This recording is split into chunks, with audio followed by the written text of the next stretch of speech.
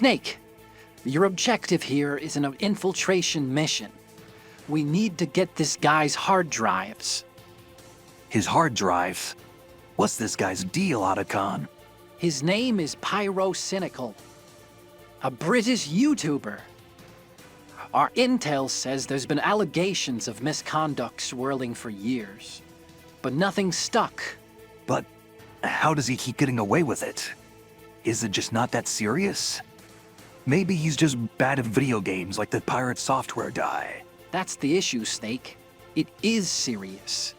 But he keeps sweeping it under the rug by making a fool of himself. Making a fool of himself? How does that solve anything? And what accusations is he hiding from anyway? Let me try to make this simple. Pyrocynical was accused of grooming before, and many people accepted him back because it was just quote-unquote cringe furry roleplay, disregarding the seriousness of the situation. It can't be that simple. What else happened, Otacon? He humiliates himself with his own fetishes. He shows the world that he loves fat furries using his Teen Fortress 2 mods. Then everyone laughs about that and ignores the victims he leaves behind. That's awful. And, I hate to ask, but why does this photo of him in the dossier look like this? Oh, that's another part of it. He started cross-dressing for a dual purpose. First to farm subs from Finster's fan base, then to distract people from his own controversies. Making yourself look weak and humiliated to feign innocence? Sounds like a psyop to me. The only op happening is going to be his breast enlargement surgery unless we get access to his old chat logs stored on that hard drive. Looks like this fox is hiding more than a tail. How's it going, everyone?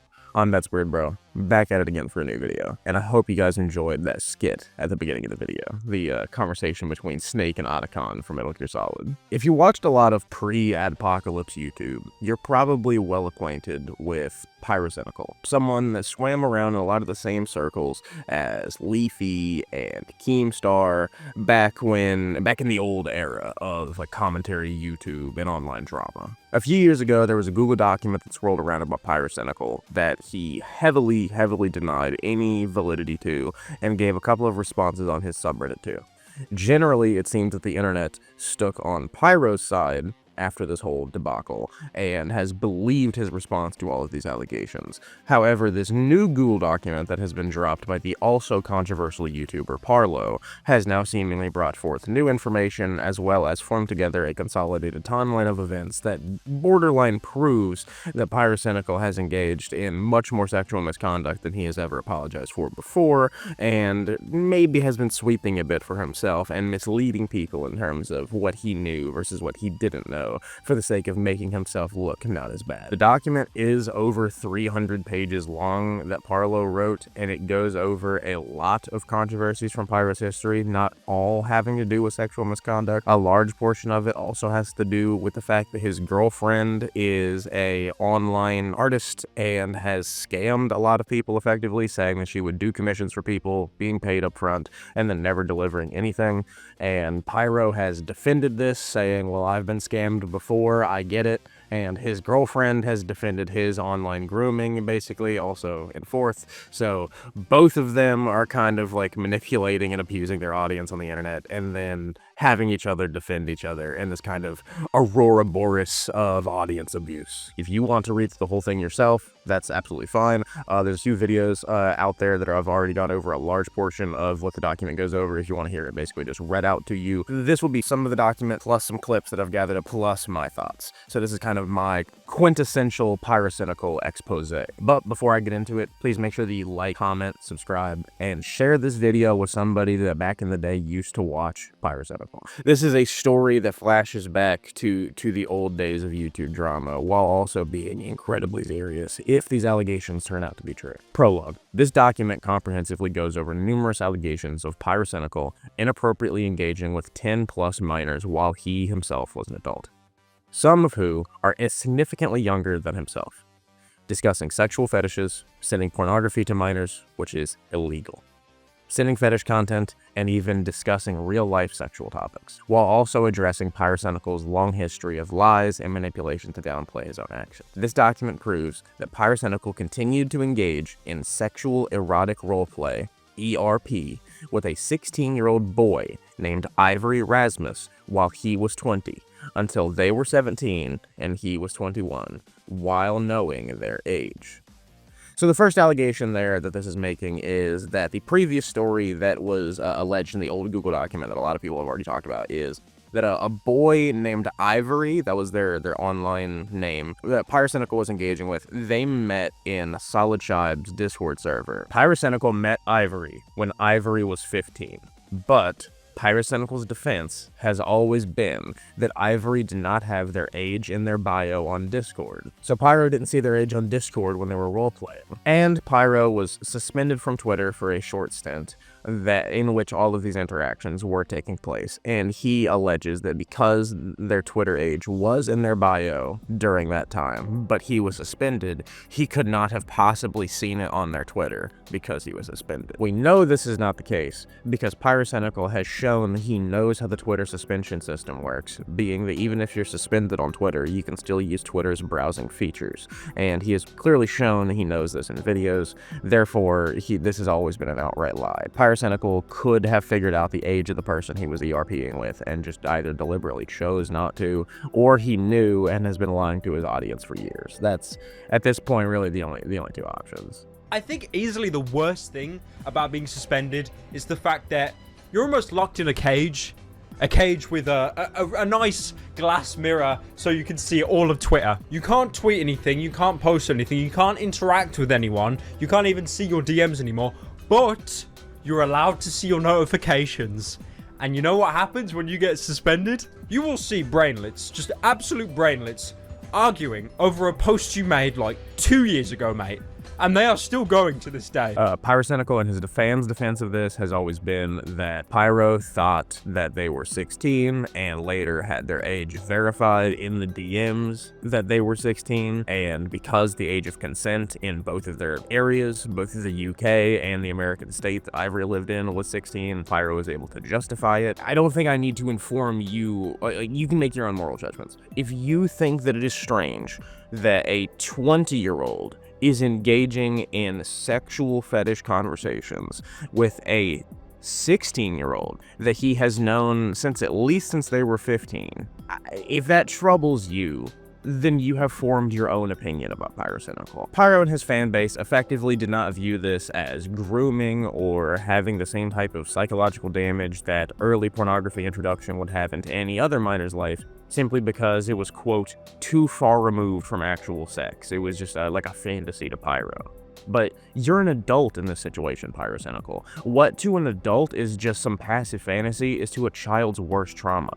You do not have the same level of footing in that conversation. You are dealing with somebody that is of a weaker mind than you, and you have to treat that with respect, and you didn't. Especially being someone that had the platform that you had, you attracted too many people to you that you could have had the possibility to do this with. And now this document has shown how awful that can be. Now they go on in the next page to talk about the age gap being 3 years and 11 months, which in any other context would obviously not that be so insane. If you were like 25 dating like a 22-year-old, like you would be fine. But the issue is the gap in the amount of like life experience gain and the power dynamic difference. Pyrocynical, a multi-millionaire subscriber YouTuber that is already like able to drink in his home country, versus a 16-year-old in the United States that can't vote, probably doesn't even have a car yet. Like there is such a massive power difference between what the two of them are capable of in their own home countries and the amount of power that the two have, that there is absolutely no way that a sexual conversation between the two of them could have ever been deemed as, I guess, fair or not grooming in any way. They use the dates of their birth to sort of create a timeline and show that in the screenshots at the earliest time that Pyro would have received the Twitter of Ivory, they would have been able to look at the bio and know that they were 16, which if you were someone that was over the age of 20 and you realized that someone that you had been engaging with online sexually for months was a minor, you probably would have stopped there. Any normal person would have stopped there. But Pyro, in his own response video, says that he did not stop there, and that he probably should have. In retrospect, I never should have continued the furry stuff with him once I learnt of his age, even though at the time I didn't see it as a problem. Legally, age of consent is 16 in both my country and his state. I didn't consider the age gap significant enough because what we were talking about and doing was so far removed from actual sex. The next section of the document is basically proving the credibility of many of the Discord screenshots, and it's basically the confirmation that the Discord ID that many of the deleted messages are coming from, like the deleted user account, matches the same ID as Pyrocynical's Discord account. Because anytime that you join a server, there's basically like a unique ID that is linked to your Discord account. So even if you delete your Discord, change your name, whatever the hell, that unique ID is actually what is representing your Discord account. Think about it like a social security number for the internet, right? After Pyrocynical deleted his old Discord account after all the allegations came out, a couple of servers that he was in were able to grab his ID, and people have been able to sort of take a record of that. And even though many of his messages are deleted,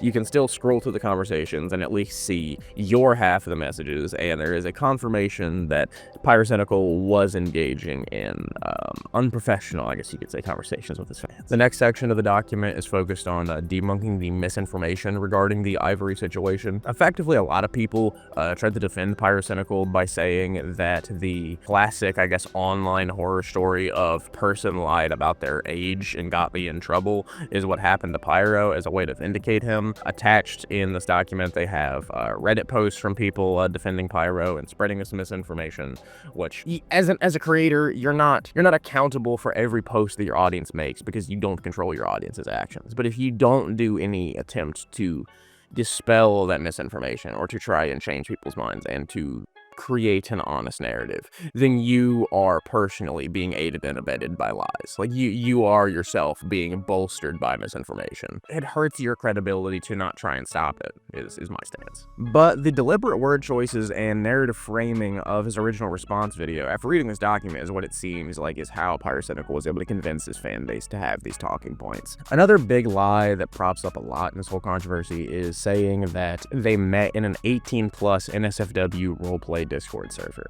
which is not true. I previously mentioned, I kind of skipped ahead on the document and said they met in SolidShibe's Discord server. Or SolidShibe, I don't know how to pronounce it, whatever. He used to be Pyrocynical's friend and was a member of the YouTube commentary community before he deleted his channel. He ran a Discord server that had a lot of teenagers with a similar edgy sense of humor that were all sort of like conglomerating the same place. Like, you know, pre-apocalypse YouTube. Think those types of people all associating. Now, it is of note that this absolutely could not have been a 18+ roleplay server at the time because SolidShibe himself was a 15-year-old that was just a Pyrocynical orbiter.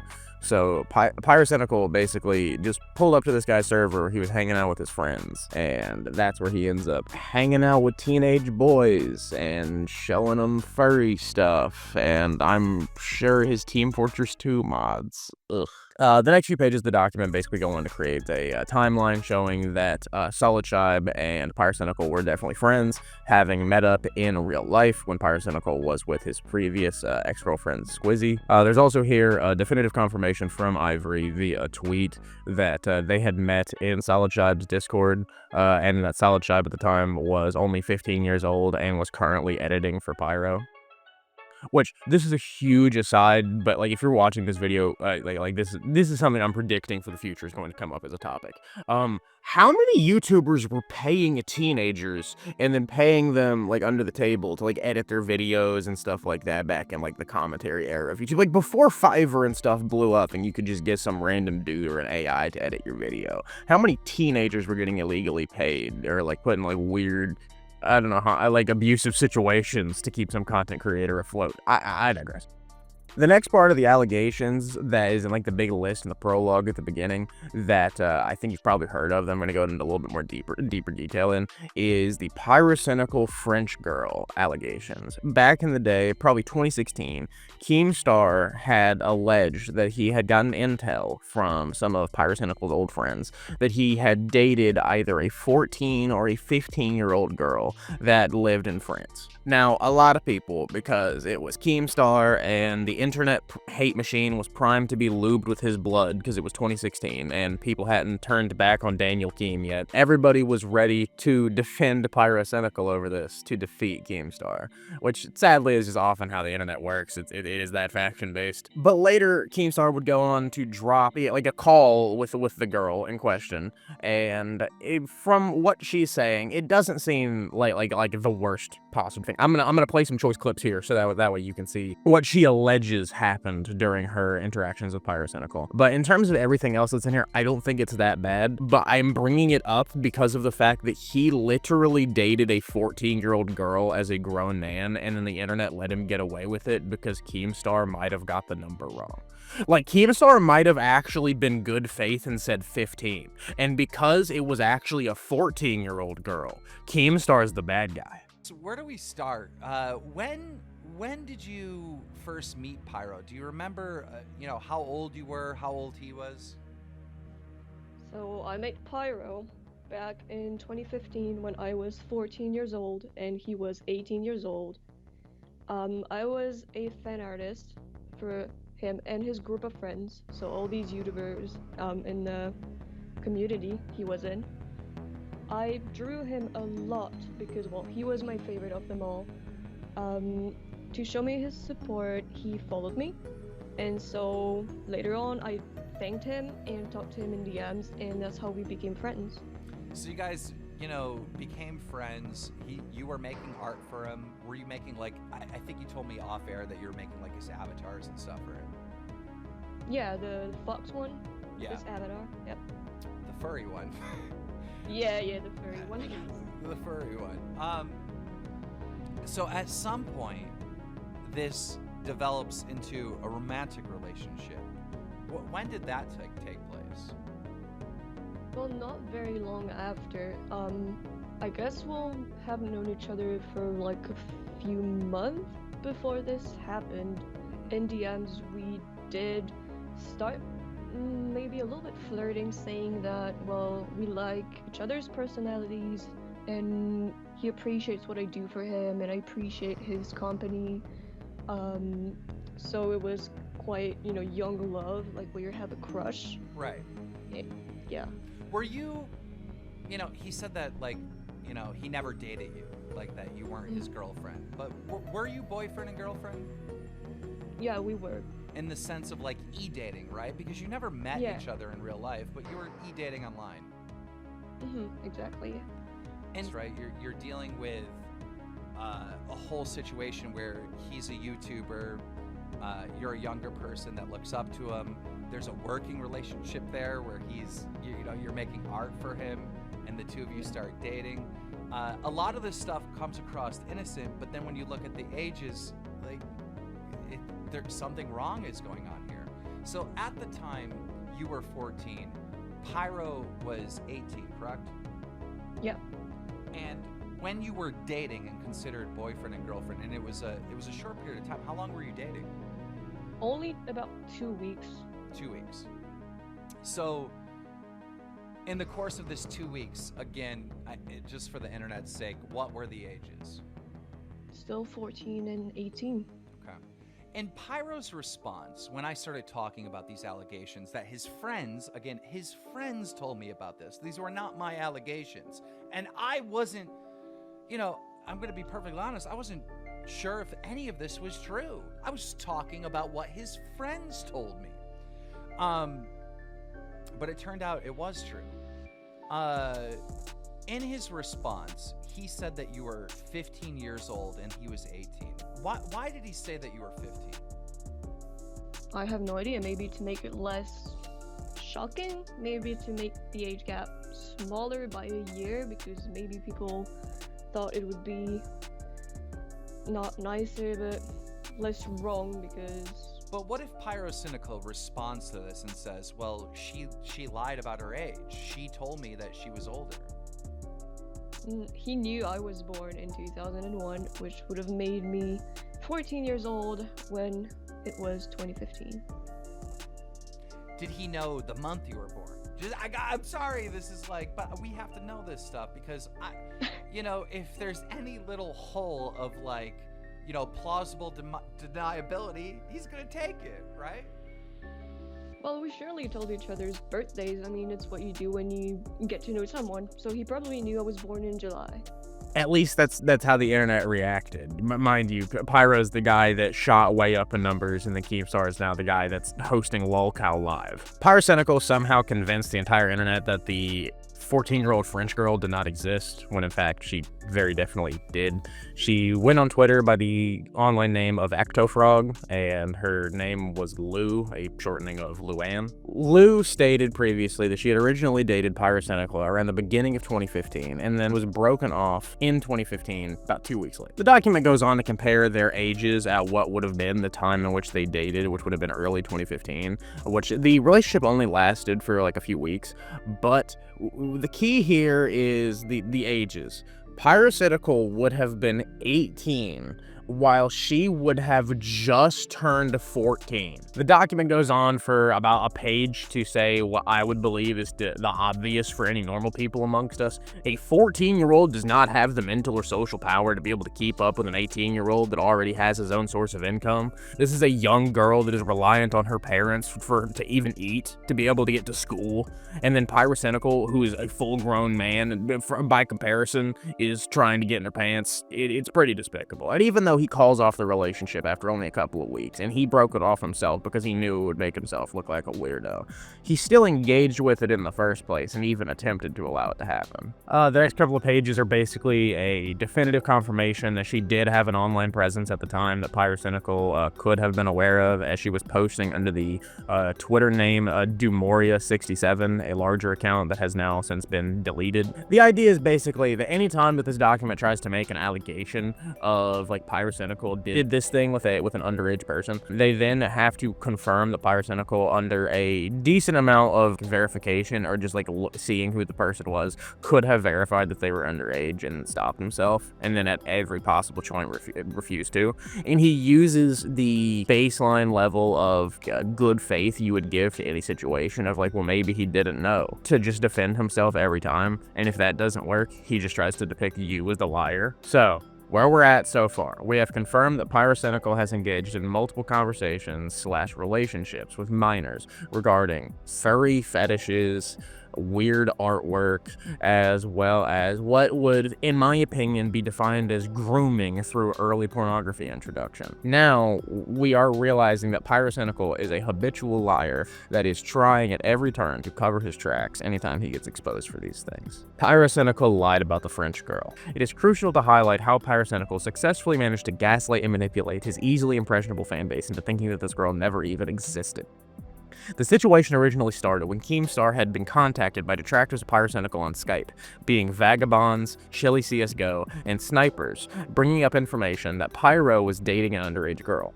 Keemstar then contacted Pyrocynical directly on March 22nd, 2016, on whether or not these allegations had any validity to them, in which Pyrocynical stringently denied. Essentially, the entire French girl saga started to gain traction following the Tobuscus allegations, where Keemstar had originally made a drama alert video covering the situation in regards to Toby Turner's alleged victim, April Skywalker. This prompted Pyrocynical to make a video addressing the situation and criticizing Keemstar for not making a clearer distinction that the topic he was covering were merely allegations. Many people at the time of the Tobuscus allegations just immediately went and bombed his channel with bad comments and dislikes, and it tarnished his reputation, regardless of how valid or invalid the allegations we know now they are. Okay, now we reach, in my opinion, what is the bombshell of the whole French girl saga. Pyrocynical made his response that was called My Experience with Keemstar, in which in it he basically just calls the allegations of him dating a 14-year-old French girl bullshit. However, Keemstar and Pyrocynical got into it on Twitter, and Pyrocynical made the stupidest defense I have ever seen when it comes to making one of these types of videos. Can I find an AI filter to put my voice through where I read this? In DMs, Pyrocynical said,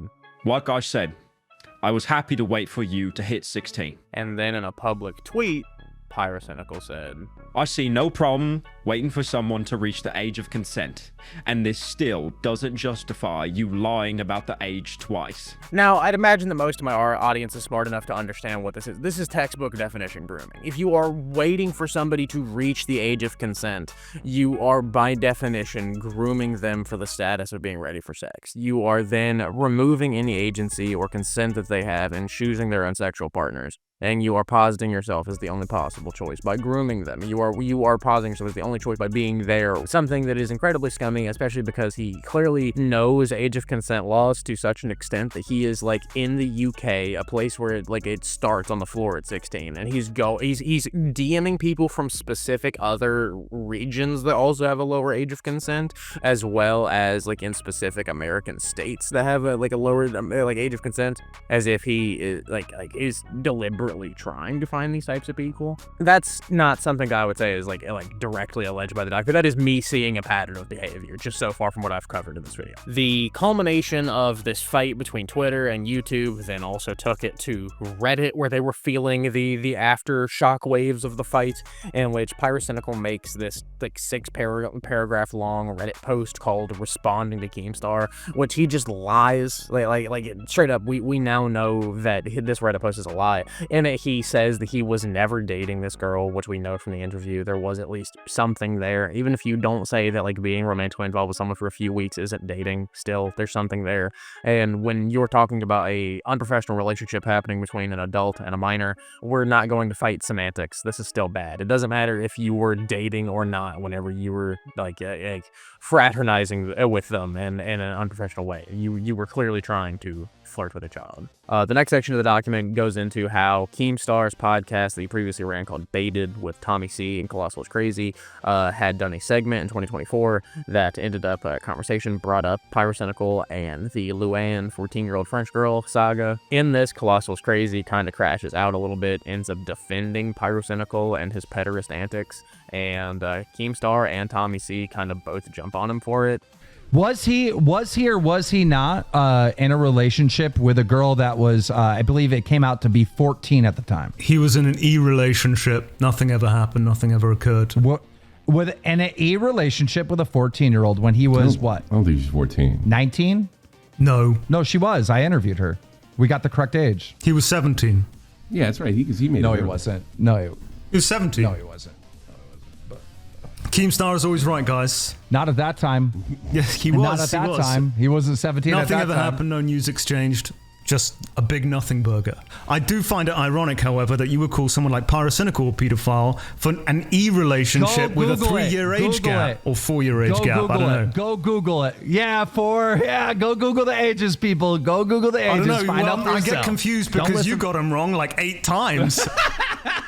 Using him off. Nothing. She had nice things to say. Where was the video? Where's the story? There's nothing. She did have nice things to say. You had jack shit. You couldn't make it about Pyrocynical, but you were desperately trying to. The ages, clown.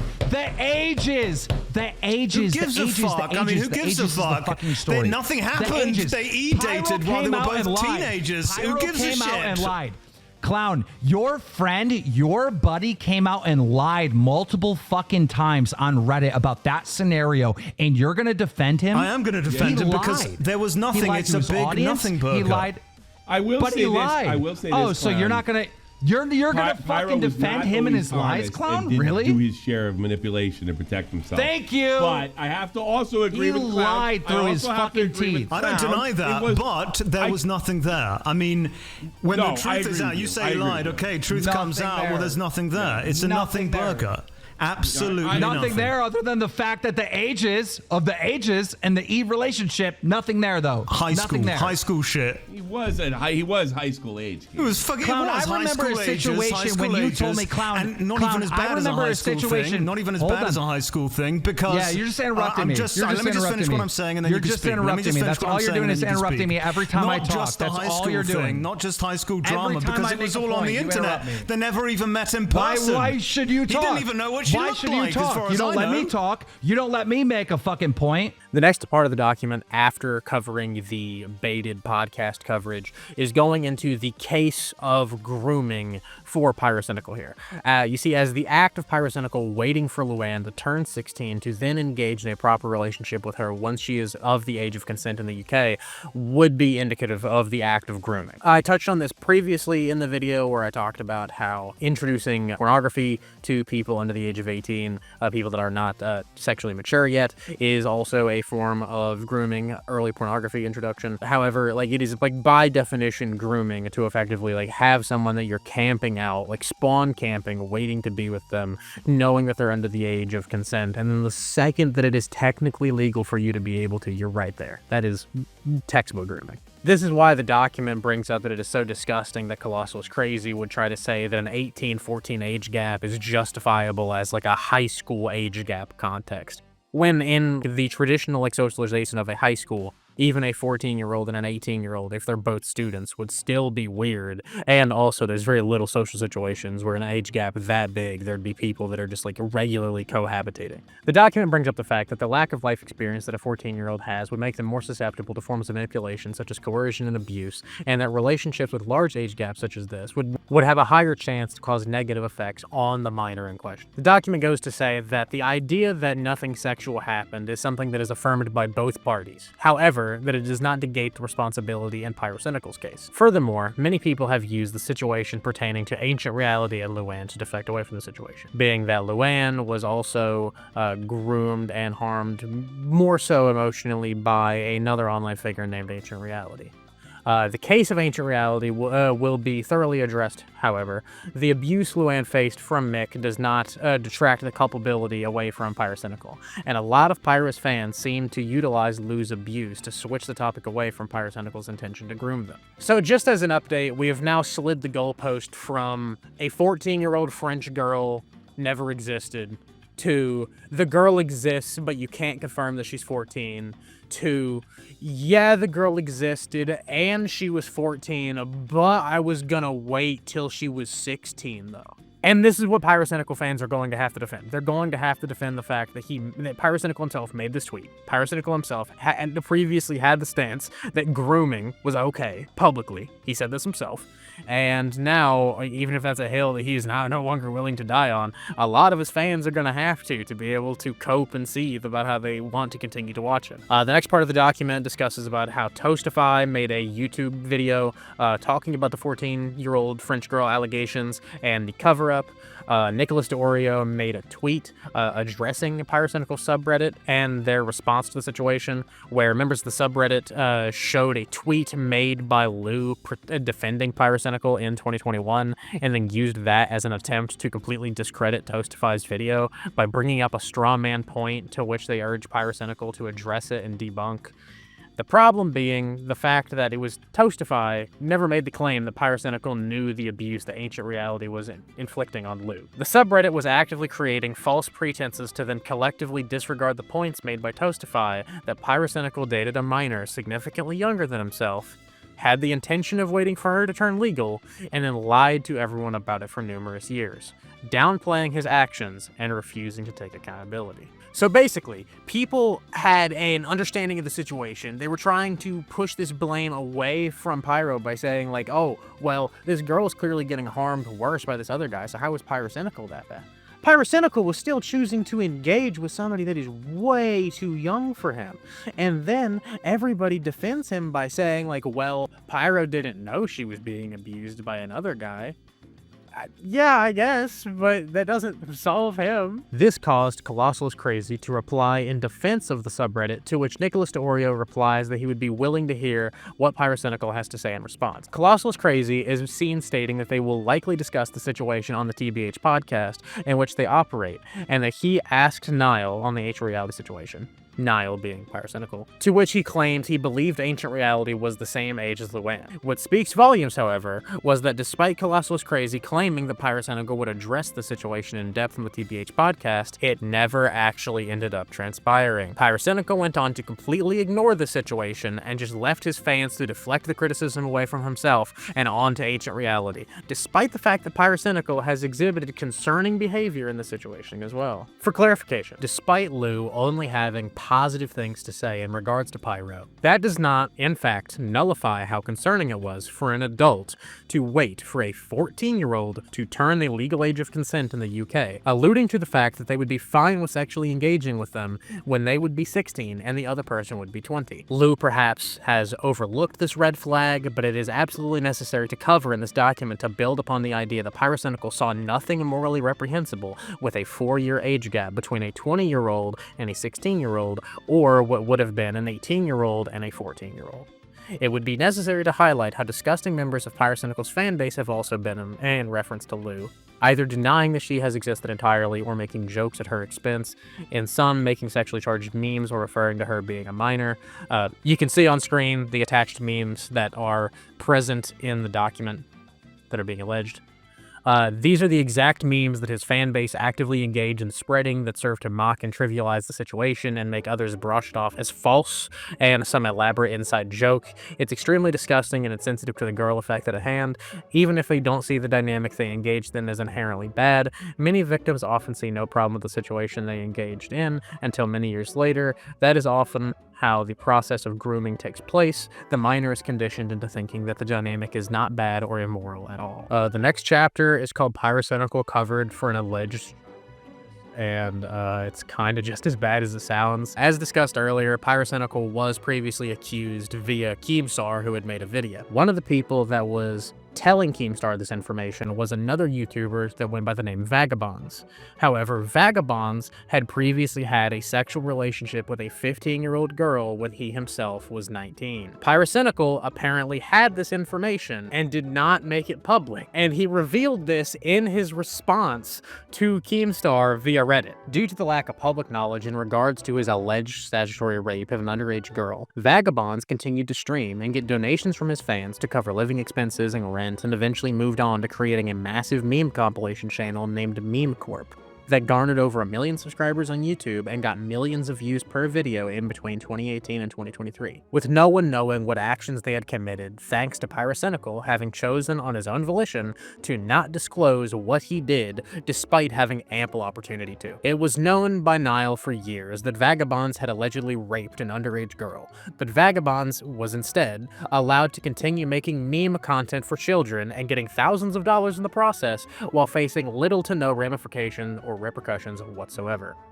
The next chapter is called The Problem Regarding the Victims. Many victims of Pyrocynical are afraid to come out about the abuse that they have faced due to a plethora of reasons. Mainly the fact that Pyro's fanbase have brutally harassed, lied, and defamed Ivory after his initial allegations, victim blaming him and discrediting his story, which has dissuaded many other minors from coming out about their own situations with Pyrocynical. Twitter user DaisyCorps is seen stating on October 30th, 2020 that due to the response that Ivory received for coming out about Pyrocynical's actions, the victims that she is in contact with are quote-unquote too scared to come out and will, quote, probably remain silent. Some affected simply left the internet and continued on with life, putting their experiences with Pyrocynical behind them, in the case of TrippyFox. Others lost a lot of evidence to time, as there was a golden rule against leaking private and personal DM. The action of doing so was often frowned upon, and additionally, due to Skype having wiped old messages, it is oftentimes very hard to retrieve old messages, especially on Discord too if their accounts have been banned.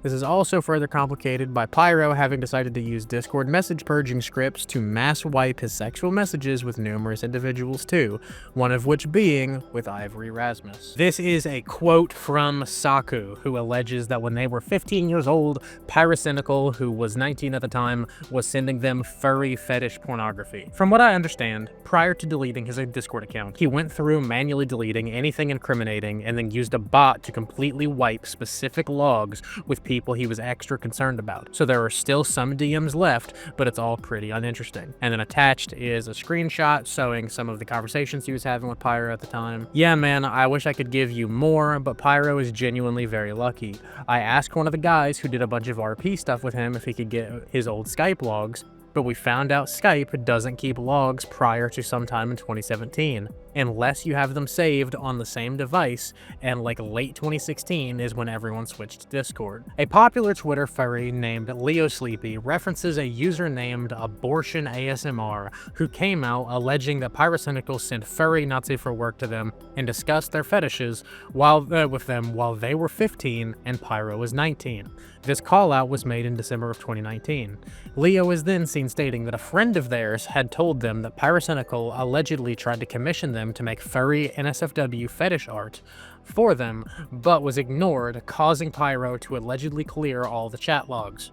The idea of Pyro clearing chat logs is something seen in many similar situations. The alleged victim, color-coded in white, is seen stating that Pyro deleted his Discord, so it's even harder to find his chat, proving once again how difficult it truly is for his victims to provide receipts. Popular Twitter furry artist Igloofella made a tweet discussing one of the alleged victims of Pyro who had contacted them in DMs. These DMs from an anonymous account go over how, when they were 12, allegedly, they were in a Skype group with Pyrocynical and other artists in 2016. What ensued was Pyrocynical allegedly asking them to create furry fat fetish content consistently anytime they wanted to speak with him. They go on to highlight how they then created and produced this content, not knowing it was inherently inappropriate or sexually suggestive. The user also had highlighted that Skype purged message history for inactive users in 2018, meaning that there was no possible way for them to retrieve their old message logs. They also followed up by stating how they had a coworker IRL who was the same age as them at the time, only 12 years old, when Pyrocynical also requested them to make furry fetish content for his own sexual gratification. The Pyro accuser Saku is also seen attesting in these screenshots that he messaged another person that Pyro had allegedly RP'd with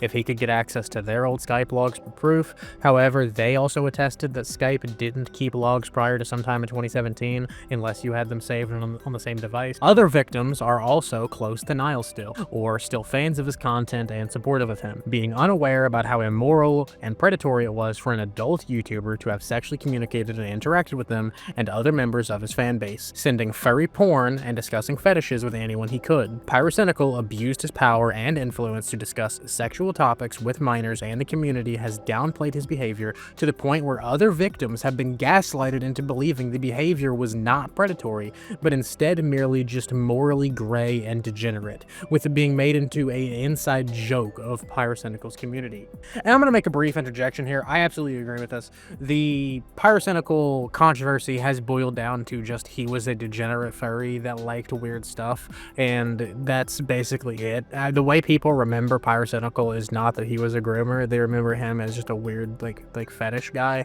and then like now with the cross-dressing stuff, some people think that he's hot, so like that's kind of the issue, is like now people have seriously downplayed it to such an extent that like he has a positive public image despite the fact that it's like still built upon degeneracy. It's just like comedic degeneracy.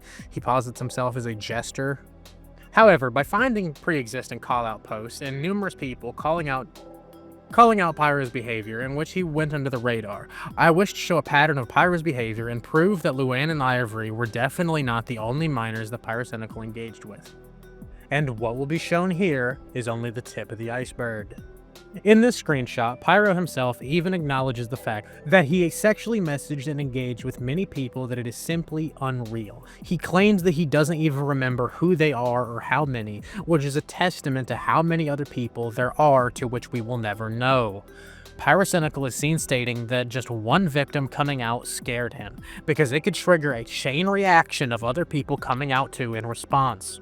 Pyro confirmed in his response video that the reason he said this was because he was always anxious and afraid of his degenerate fetishes being known to everyone. However, by peeling back the layers of his actions, you can clearly see that he was also afraid of the ramifications and consequences from those he affected, many of them being minors. When a woman came out alleging that Pyrocynical sexually messaged them when they were 15 and he was 19, instead of people supporting her, they harassed her.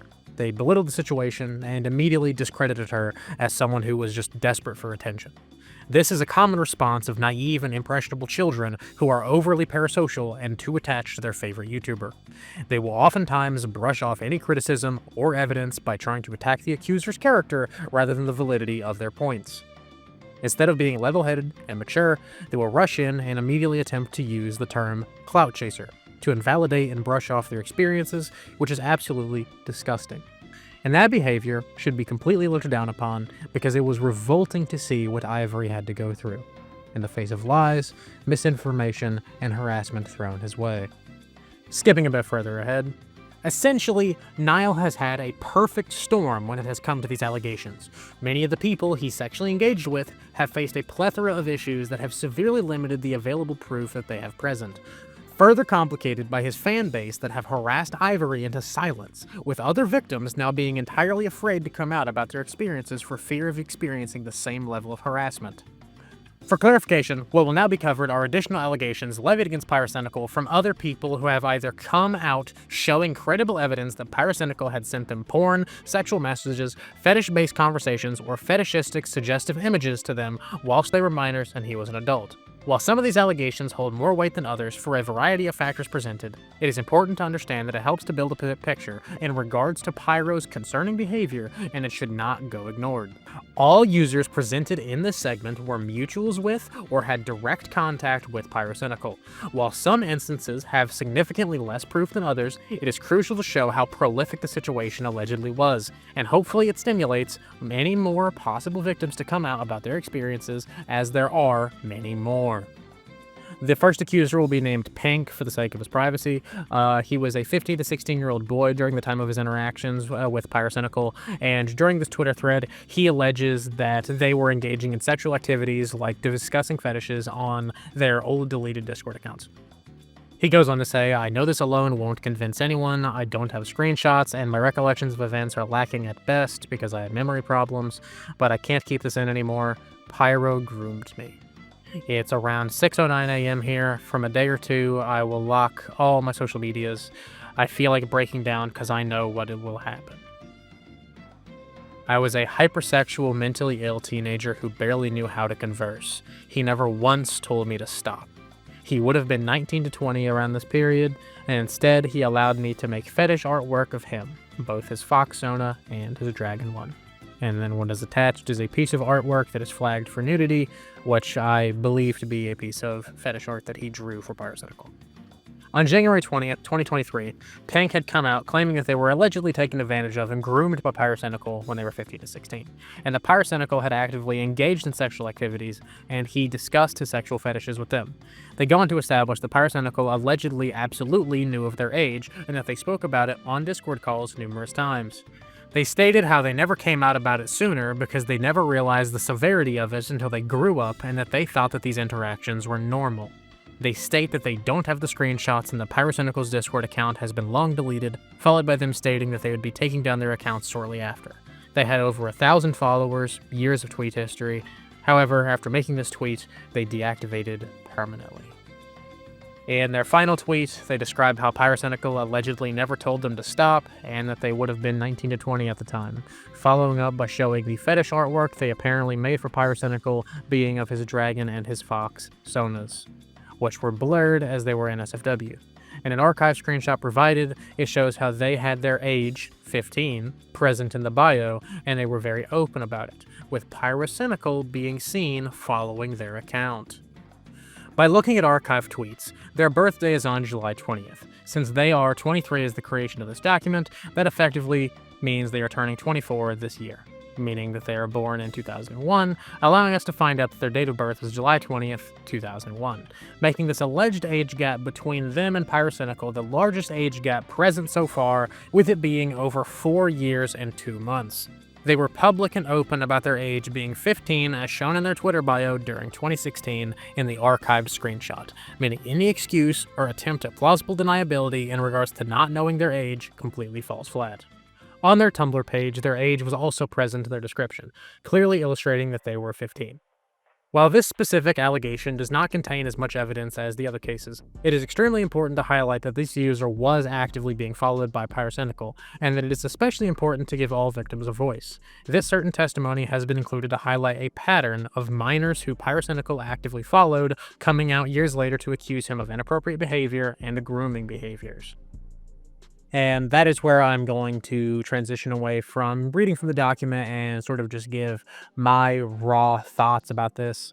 And I honestly feel disgusted after having to read most of this document. Like I said, it is over 300 pages long, and even though I tried to read through it thoroughly for what I covered in this video, there's still a good almost 100 pages at the end that I did not really even crack into with the coverage of this video, that is just going over miscellaneous sort of allegations of varying degrees of seriousness. I covered the first one because I would say because of the massive age gap, it is important, but at the same time, I don't want to make a 2-hour-long video just reading off random Discord screenshots, etc. The document is there, and Parlo put it together for that reason. It is a living document that people could sort of go back to, reference, and sort of come to their own conclusions about this whole situation. For the sake of Pyro's victims out there and the victims of any sort of online grooming, it makes me sick to read these messages, to hear what these young people went through, and I genuinely hope that anyone that has gone through this situation or anything similar